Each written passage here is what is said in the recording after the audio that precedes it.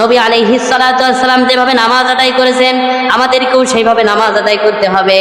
আল্লাহর নবী যেভাবে দাওয়াত দিয়েছেন, ইসলামের জন্য কোরআনের দাওয়াত দিয়েছেন, আমাদেরও দায়িত্ব সেইভাবে কোরআনের দাওয়াত প্রচার করা। কথা বলুন ঠিক কিনা? সম্মানিত হাজরিন, আসলে আমরা এমন মুসলমান, এমন উম্মত আমরা দাবি করি।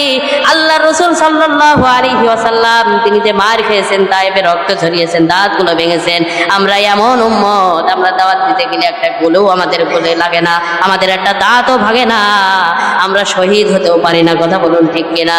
এই জন্য আমরা সকলে ইমানদার নামে ইমানদার দাবি করি, কিন্তু কামে আমরা ইমানদার নই। আল্লাহ রাব্বুল আলামিন বলছেন, হে পৃথিবীর মানুষেরা, তোমরা পরিপূর্ণ মুসলমান না হয়ে মৃত্যুবরণ করো না। কথা বলেন ঠিক কিনা?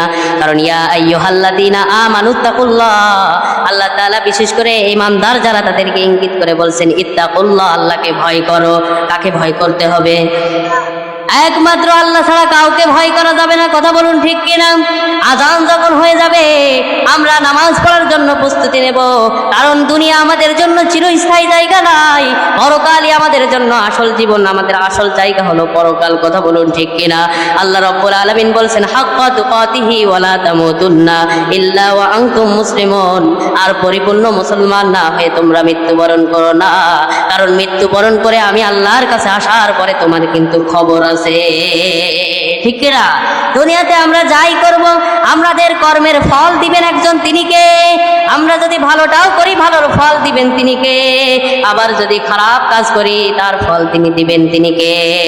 এই জন্য আল্লাহ তাআলা বলছেন, বান্দারে ভালো মন্দর পার্থক্য আমি তোমাদেরকে বুঝাই দিয়েছি, হক কোনটা বাতিল কোনটা আমি আল্লাহ তোমাদেরকে জানাই দিয়েছি। এখন তুমি যদি ইচ্ছা করো, আমি আল্লাহর কৃতজ্ঞতা পোষণ করে আমার রাসূলকে অনুসরণ করে তুমি আমার কোরআনের পথেও চলতে পারো, ইসলামের পথেও চলতে পারো, নবীর দেখানো পথেও চলতে পারো।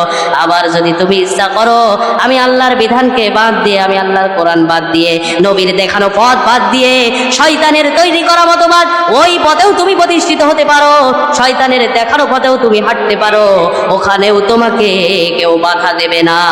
ঠিক না?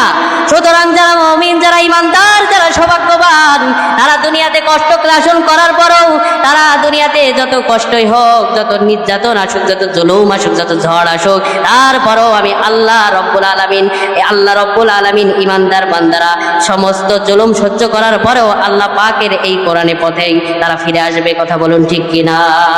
আমরা কোরআনের পথে চলতে চাই কি চাই না? জোরে বলেন, চাই কি চাই না? কারণ কোরআন আছে যেখানে, আমরা আছি সেখানে। কথা বলুন ঠিক কিনা? কোরআন যেখানে নাই ওখানে মুসলমান যেতে পারে না। কথা বলুন ঠিক কিনা? আল কোরআনের পথ, এই পথই আসল পথ, অন্য পথে অন্য মাতে নেই যে রহমান। আল কোরআনের পথ, এই পথই আসল পথ। কথা বলুন ঠিক কিনা? কারণ মুমিন কখনো আশা হারায় না, মুমিন কখনো নিরাশ হয় না, মুমিনের আশা ভরসা এক সত্তার উপরে। আওয়াজ করে বলেন তিনি কে? সম্মানিত হাজির।